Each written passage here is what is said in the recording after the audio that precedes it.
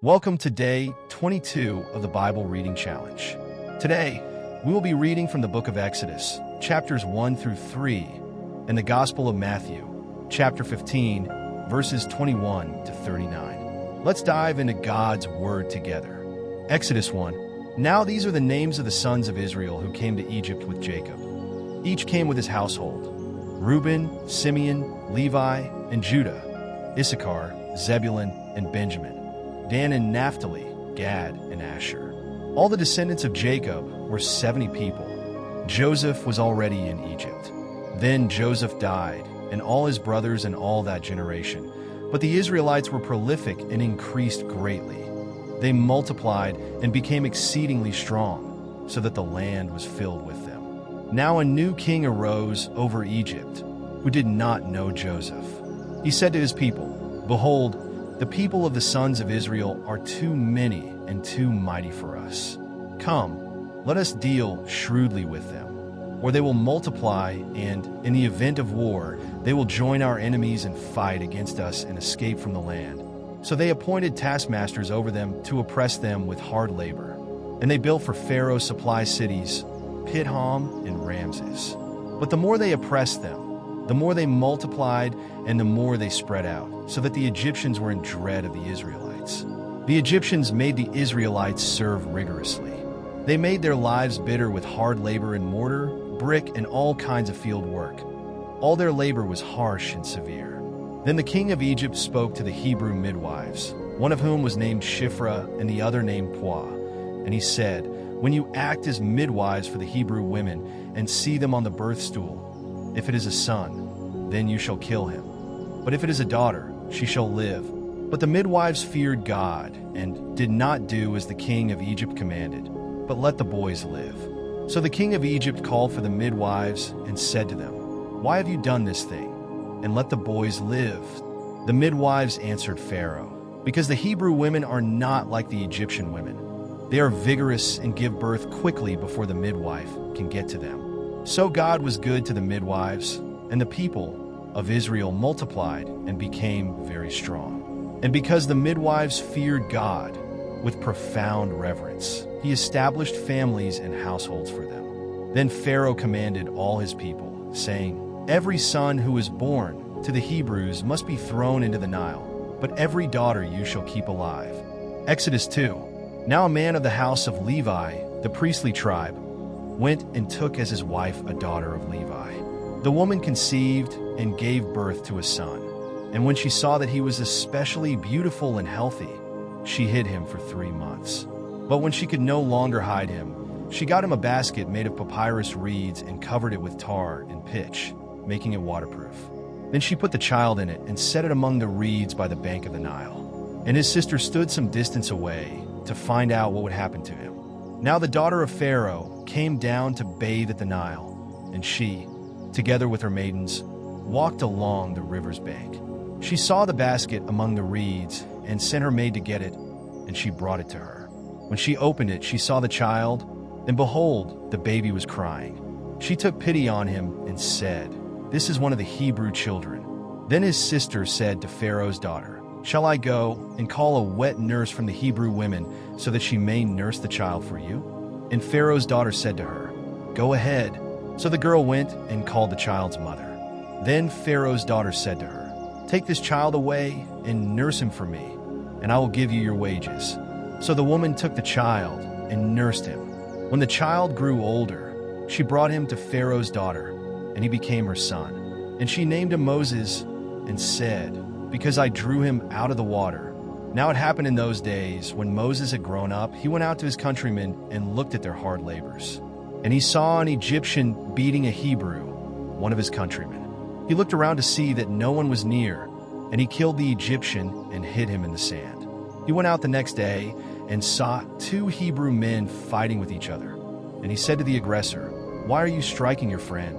But the man said, "Who made you a prince and a judge over us? Do you intend to kill me as you killed the Egyptian?" Then Moses was afraid and thought, "Certainly this matter has become known." When Pharaoh heard about this matter, he tried to kill Moses. But Moses fled from Pharaoh's presence and took refuge in the land of Midian. where he sat down by a well. Now the priest of Midian had 7 daughters, and they came and drew water and filled the troughs to water their father's flock. Then the shepherds came and drove them away. But Moses stood up and helped them and watered their flock. When they came to Ruel, Jethro, their father, he said, "How is it that you have come back so soon today?" They said, "An Egyptian rescued us from the shepherds. He also drew water for us and watered the flock." He said to his daughters, "Where is he then? Why have you left the man behind? Invite him to have something to eat." Moses was willing to remain with the man, and he gave Moses his daughter Zipporah to be his wife. She gave birth to a son, and he named him Gershom, for he said, "I have been a stranger in a foreign land." Now it happened after a long time that the king of Egypt died, and the children of Israel groaned and sighed because of the bondage. They cried out, and their cry for help because of their bondage ascended to God. So God heard their groaning, and God remembered his covenant with Abraham, Isaac, and Jacob. God saw the sons of Israel, and God took notice of them and was concerned about them, knowing all, understanding all. Now Moses was keeping the flock of Jethro, his father-in-law, the priest of Midian. And he led the flock to the west side of the wilderness and came to Horeb, Sinai, the mountain of God. The angel of the Lord appeared to him in a blazing flame of fire from the midst of a bush. And he looked, and behold, the bush was on fire, yet it was not consumed. So Moses said, "I must turn away from the flock and see this great sight, why the bush is not burned up." When the Lord saw that he turned away to look, God called to him from the midst of the bush and said, "Moses, Moses." And he said, "Here I am." Then God said, "Do not come near. Take your sandals off your feet, because the place on which you are standing is holy ground." Then he said, "I am the God of your father, the God of Abraham, the God of Isaac, and the God of Jacob." Then Moses hid his face, because he was afraid to look at God. The Lord said, "I have certainly seen the oppression of my people who are in Egypt, and have heard their cry because of their taskmasters' oppressors, for I know their pain and suffering. So I have come down to rescue them from the hand power of the Egyptians, and to bring them up from that land to a land that is good and spacious, a land flowing with milk and honey, to the place of the Canaanite, the Hittite, the Amorite, the Perizzite, the Hivite, and the Jebusite. Now, behold, the cry of the children of Israel has come to me, and I have also seen how the Egyptians oppress them. Therefore, come now, and I will send you to Pharaoh, and then bring my people, the children of Israel, out of Egypt." But Moses said to God, "Who am I that I should go to Pharaoh, and that I should bring the children of Israel out of Egypt?" And God said, "Certainly I will be with you, and this shall be the sign to you that it is I who have sent you. When you have brought the people out of Egypt, you shall serve and worship God at this mountain." Then Moses said to God, "Behold, when I come to the Israelites and say to them, 'The God of your fathers has sent me to you,' and they say to me, 'What is his name?'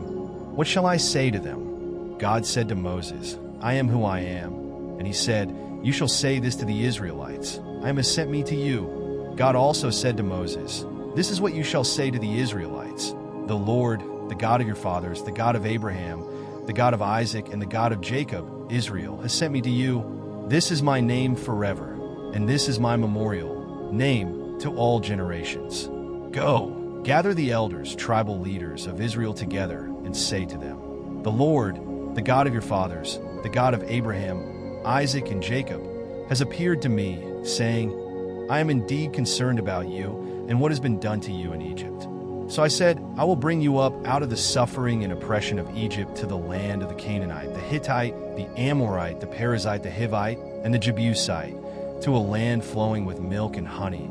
The elders will listen and pay attention to what you say.